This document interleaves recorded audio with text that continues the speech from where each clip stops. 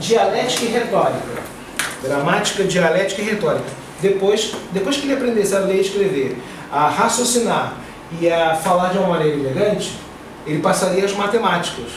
Aritmética, geometria, música e astronomia. E a concepção medieval ele passa das ciências materiais para as espirituais. A música e a astronomia e eram chamadas artes liberais porque libertavam aos poucos o espírito da matéria. E a música cumpria essa função e por isso o Davi está aqui. A Virgem, com a rosa, sorridente, feliz, oferece ao espectador, cercada de música, cercada de muita harmonia. Aqui um detalhe, ela oferece a rosa ao ouvinte. Também, do ponto de vista teológico, alegórico, o coração aberto para a pessoa. A abertura de coração sem malícia. Sem malícia. Os reis de Israel estão na Catedral de Notre-Dame de Paris e representam o poder monárquico porque, para Aristóteles, a monarquia é o melhor sistema de governo. Tanto Platão quanto Aristóteles eram profundamente antidemocráticos. Platão detestava a democracia.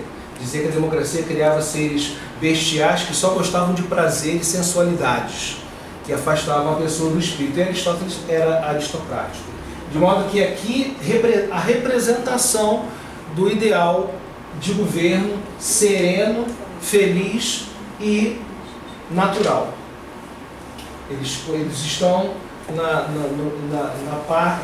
entrada da Catedral de Notre-Dame de Paris, os 28 reis da Judéia e de Israel. E eu escolhi esse jovem aqui porque alguns especialistas consideram uma proximidade muito grande com as obras clássicas. Né? Claro, tem cabelos mais longos, tem uma postura mais robusta, mas o rosto recorre. Muito bem. O que é a beleza? Ela está em consonância com a claridade, como diz Dionísio. A consonância é o elemento material. E a claridade é o elemento formal que proporciona a completude. A claridade da luz. Por isso, assim como a luz corporal é a luz que a forma do espírito emana, como se fosse uma aura. Né? Por isso, assim como a luz corporal é forma e causa da beleza de tudo que é visível, a luz intelectual é a causa formal da beleza de toda a forma substancial, vamos traduzir por espírito, a alma. Tá? Você entende a alma porque você raciocina e compreende o outro espírito e de toda forma material. Qualquer forma, quanto menos resplendor tiver devido à sombra da matéria, mais disforme será, e quanto mais resplendor tiver graças à sua elevação acima da matéria, mais bela será. Onde essa luz existe em essência, produz uma inefável beleza que todos os anjos desejam contemplar. Suma do sumo bem. E aqui eu trouxe uma escultura francesa com um vitral com a luz de Deus. A felicidade está expressa nessa cabeça de anjo. A beleza requer 3 coisas. Isso aqui é Alberto Magno, professor de Tomás de Aquino. Elegante e conveniente magnitude corporal, ou seja, um corpo pequeno não pode ser bonito, segundo ele. Membros proporcionalmente formados, isso aqui é grego, e uma difusão de uma boa e luminosa cor. Mas não entendam cor aqui como cor de pele.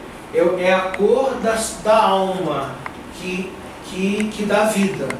É nesse sentido de cor. E deixa a felicidade expressa.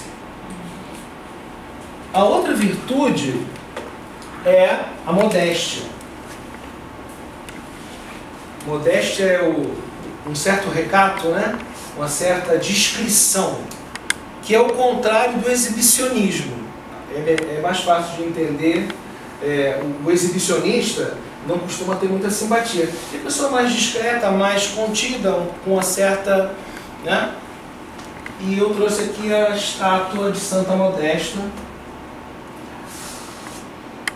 uma mártir do século VII, que é considerada uma das esculturas mais belas, mais serenas e delicadas desse gótico. Elegante, né? Elegante. O gótico vai pouco a pouco se aproximar da escultura grega. Da escultura grega, isso mesmo. E a tranquilidade, a serenidade, essa paz de espírito.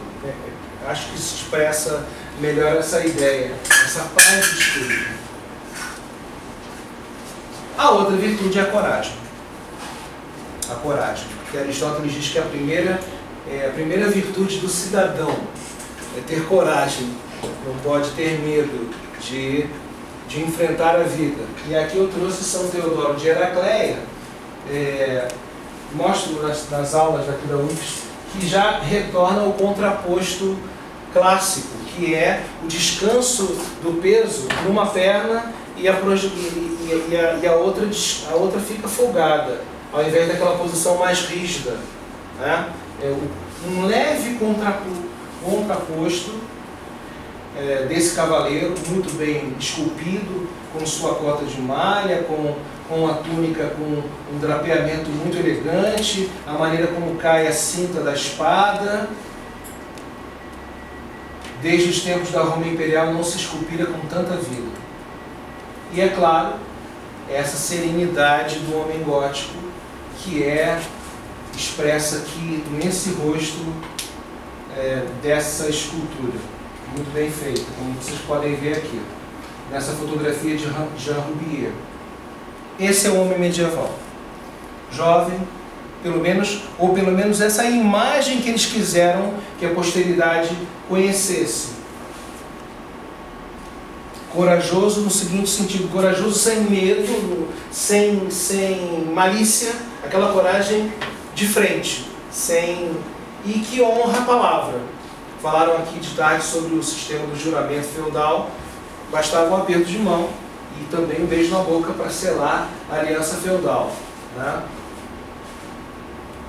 Muito jovem, como vocês podem ver, muito sereno.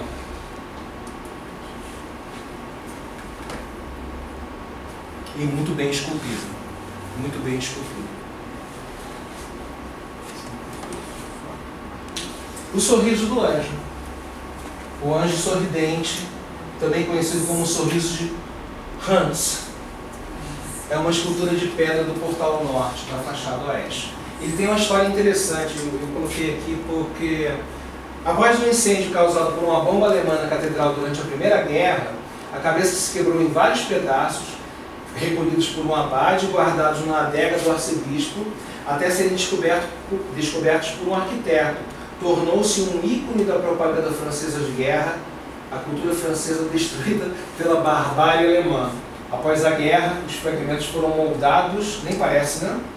E preservados nesse museu. Foi restaurado e colocado de volta em 1926. E como eu disse, essa felicidade sem mostrar os dentes, que é uma felicidade impessoal. Aqui está ele. O amor descendente e que tudo abarca, definidor de árvore.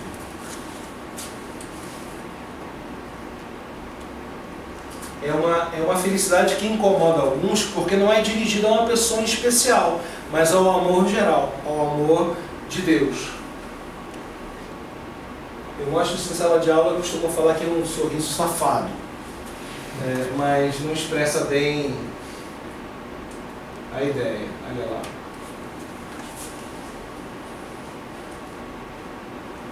Aqui o outro anjo da Anunciação, esse com aquela elegância francesa, a maneira de dispor das mãos, a maneira com que ele se coloca de pé, não é? A maneira com que ele segura a túnica, tudo muito delicado, tudo muito suave, tudo muito... A França importa esse modo cortês de civilização. Podem ver lá, como aqui na mão, a maneira com que ele se coloca. E essa alegria que é um exemplo da felicidade de Deus. Apareceu dentinho. Aqui apareceu, né? Muito, muito. Mas é uma cabeça muito delicada. Muito delicada. Agora, tem a felicidade também diabólica. Eu trouxe aqui um exemplo que é da Virgem Louca, que se insinua para o diabo. Esse aqui é o tentador. Ela está lá se oferecendo para o diabo. É uma passagem bíblica das virgens prudentes e das virgens loucas. E ela se oferece, e vocês podem ver que o tentador, o diabo, tem uma parte à frente muito elegante, ele está muito bem vestido com a moda da época, é homem, e atrás lagartos e cobras e sapos que ele esconde a sua malícia. E ela está lá, muito oferecida. Aqui a história de Mateus 25, das virgens sábias e das virgens loucas, Mateus 25, 13. Aqui está ela. É um esse sim é um sorriso safadinho, é um sorriso insinuante, que se oferece, né? Como vocês podem ver. É impressionante como passa a malícia no semblante. Né? Passa, não passa? Passa. Você olha também o diabo, assim, o semblante dele aqui, de malícia, o sorriso é sim. malicioso. É mais... sim, sim.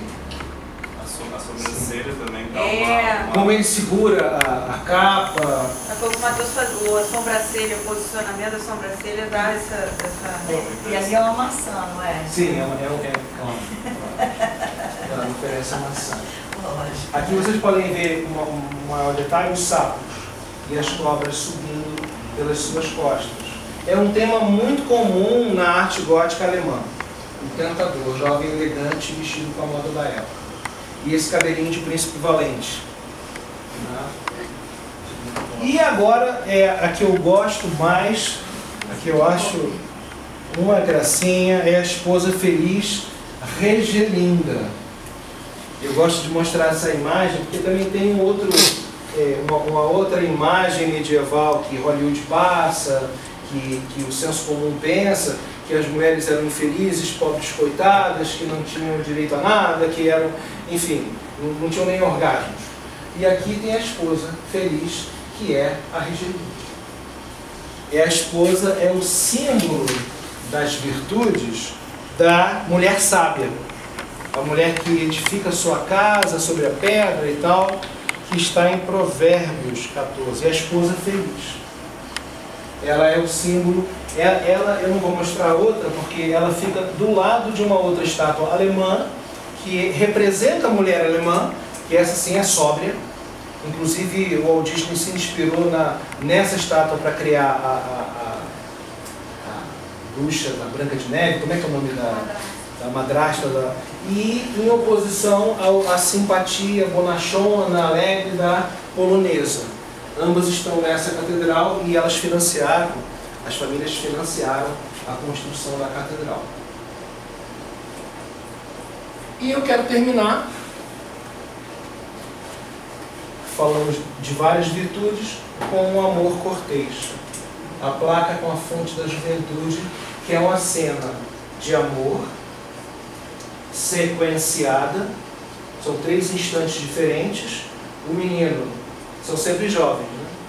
O menino se insinua, ela rechaça, mas é aquele rechaço querendo dizer sim. No segundo instante, ela já o puxa, tá? E no terceiro instante, eles já estão trocando carícias, e o símbolo que eles são amantes, se tornaram amantes, é o carinho no queixo. Quando as pinturas medievais mostram pessoas fazendo carinho assim, no queixinho, fazendo bilu-bilu, são amantes. E acima... Me perdoe pelo bilu-bilu. A coisa que eu lembro é do bilu-bilu. E acima a fonte da juventude, que é um tema pagão que perpassa a tradição religiosa. Porque o amor só pode se desabrochar entre jovens, eles achavam. Os velhos, as pessoas maduras, especialmente as pessoas velhas, não poderiam mais amar. O amor faz parte de corpos jovens. E geralmente, de um menino, o amor cortês é assim, para vocês verem como esse mundo é um pouco paradoxal. No mundo religioso é o amor da mãe, é o amor de Maria. A rosa é Maria, é o coração de Deus, é a rosácea. E no mundo profano a mulher mais velha, casada, que dá corda a um menino solteiro e virgem, que costuma ser o vassalo do marido da mulher. Normalmente na ausência do marido. Quando ele está cruzada, quando ele está em alguma viagem, em alguma batalha, ela faz festas no castelo e dá corda, que pode ou não terminar o romance. Enfim, a Idade Média, para encerrar, passou à posteridade esse conceito de felicidade serena, que disciplinou a agressividade daquelas pessoas, lentamente, até nós desembocarmos no século XIX no gentleman inglês. Moldou a civilização ocidental do ponto de vista religioso, propondo virtudes. E do ponto de vista profano, a felicidade se materializou na união carnal, nos prazeres carnais, que só eram representados ou idealizados em pessoas jovens. Jovens que eu falo de 13, 14, 15 até 22, 23 anos. Acima disso, já era velho, porque a média de idade era de 30 e poucos anos. Então, esse amor só se desabrocha entre jovens. Ok? Muito obrigado.